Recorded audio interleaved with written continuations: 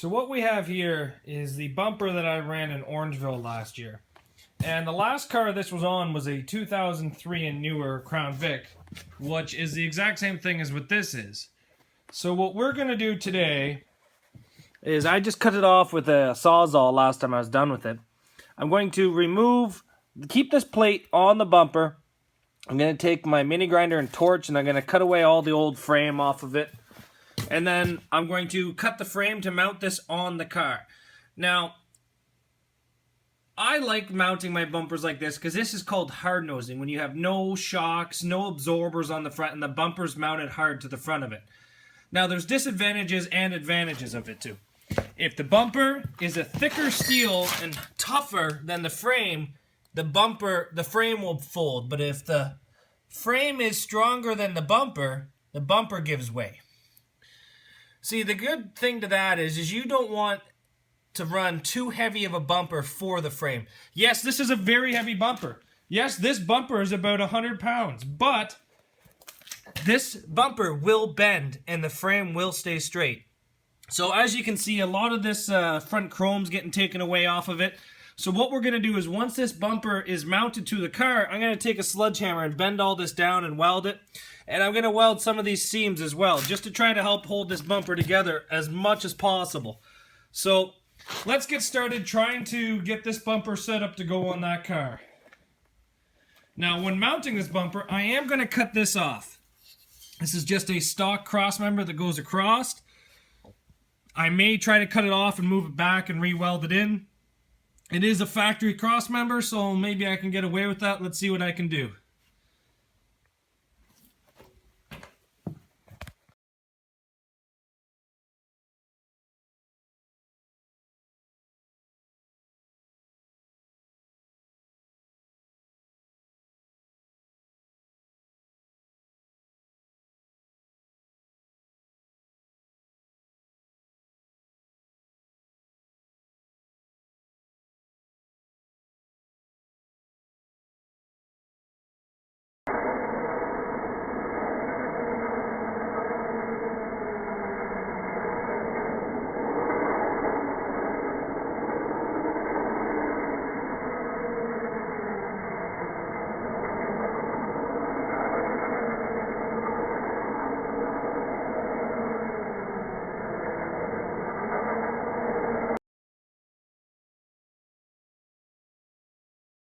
So now that we have the bumper all ground down, what we're going to do is we're going to set the bumper up on jack stands and lean it against the frame. So that way I can cut the frame. It's got to be cut on like maybe a 20-degree angle to match the curvature of the bumper. So what we're going to do is we're going to get some jack stands, set them up here, lift the bumper up onto the jack stands. We're going to take like a square, so it's got a 1-inch square to it. We're going to put it on top of the bumper and we're just going to mark the frame, and that's how we're going to mount this bumper. We're just going to cut the frame to make the bumper fit. Now, when you guys are mounting your bumper, be extremely careful because sometimes at a lot of events, how you mount your bumper means you can run or you can't run. Make sure your rules say you can hard nose.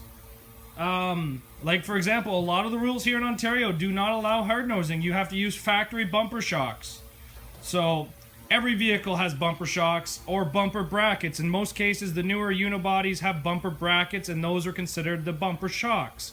So make sure you read your rules and make sure what you're allowed to do before you do it, and then get to the demolition derby and get super upset. So let's get this frame and let's get this bumper set up against the frame and then we'll start mounting it.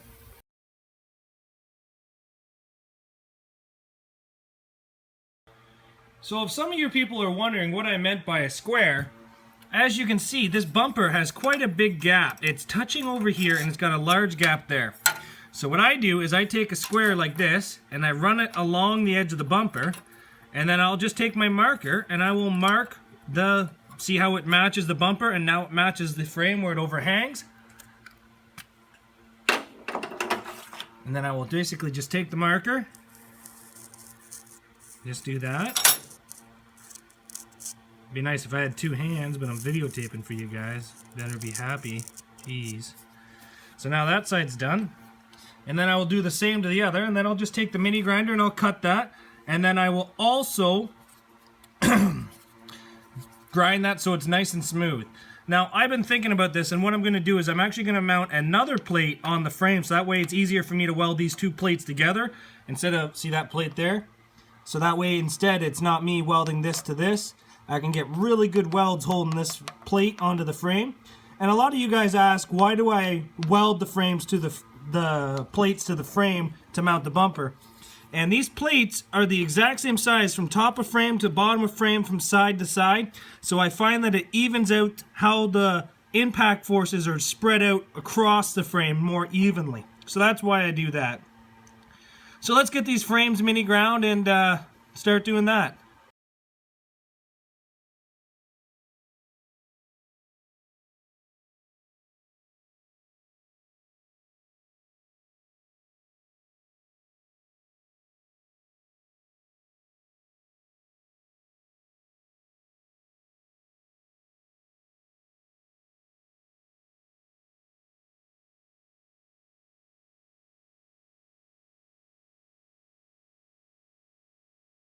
So as you can see now, the bumper and the frame go together much nicer.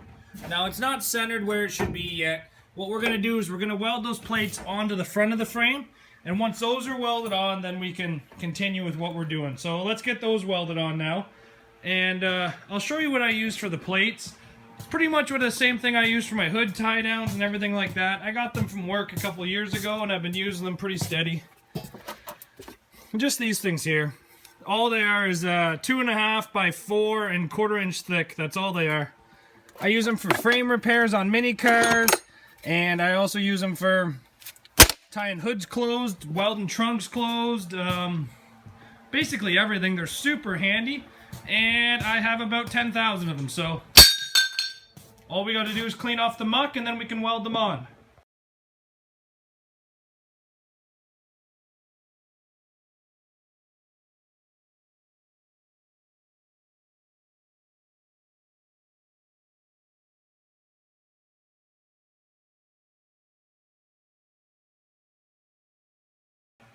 So now that we got those plates welded on there, what we're going to do now is we're going to take the factory cross frame support and we're going to weld it back on. But what we're going to do is we're going to actually sink it in about 3 inches. So why we're sinking this in is so that we clear the bumper, but having this on there is also going to help us keep the frame rails in place. I keep saying to you guys, the tighter you keep things tied together, the longer they're going to stay there. So if we help these front frame rails stay together, it will always, always work out. You need to keep things tied together to make them stay straight. So what we're going to do, I think we're going to flip it upside down. We're going to cut it to fit behind the factory bend point in the frame here. So let's get some measurements and we'll get it cut. And what I'll probably do is I'll probably leave a little bit of overhang, so that way it comes over the top of the frame as well, just like straight across and then down. So let's get this thing cut and into place. So there you go. We have that cut and trimmed and reinstalled. As you can see, it just sitting there. And it's just a factory piece that we relocated and put back in the car. I'm just going to bring it up to the backs of the factory crush points on the frame, and I'm going to weld it in place there. Anything to help this car stay tied together, I think is going to work better for. So, let's break out the welder and weld this back in place. And my foam was catching on fire, so I have now covered it all with t-shirts, so that way the foam stops catching on fire.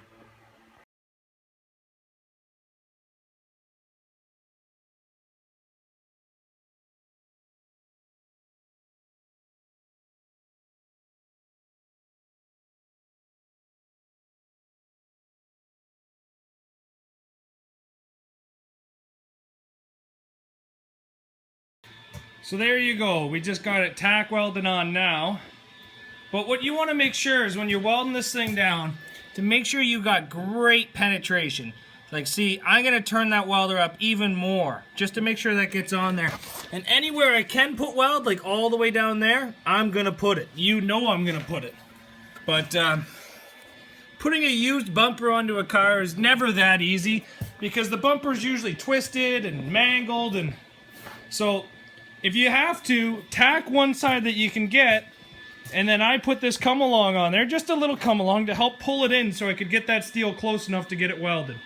So I'm going to weld this up completely, and then I'll show you guys what it looks like. There you go. Front bumper is mounted. Rad is tied back in. I put all the foam back because all the foam was catching fire when there was welding, so that's all got out. All welded on there nice and securely, both sides. So I've got some good news and I've got some bad news. Let me just sit down to tell you this, but the good news is the car is coming along fantastically. Phenomenal, whatever word you want to use. But I'm pretty much done everything on this. A few little odds and ends. I've got to install that, but I still got to make a video about that to show you guys what it is. Basically, I don't have a drive shaft in it. I don't have the rear axle that I want inside the car, and I have 0 brakes. So I can't build a drive shaft to the rear axle that's in it because it's not the rear axle I want to run. I can't run the brakes to the rear axle because I don't have the rear axle in there that I want. So I'm going to have to kind of throw this car onto a back burner here for a bit. So tomorrow, the wife and I are going to put a tarp over top of this car and we're going to wheel it outside. Realistically, there's still 4 months minimum before I'm even able to run this car. But the good news is there's a demolition derby in about 2 weeks.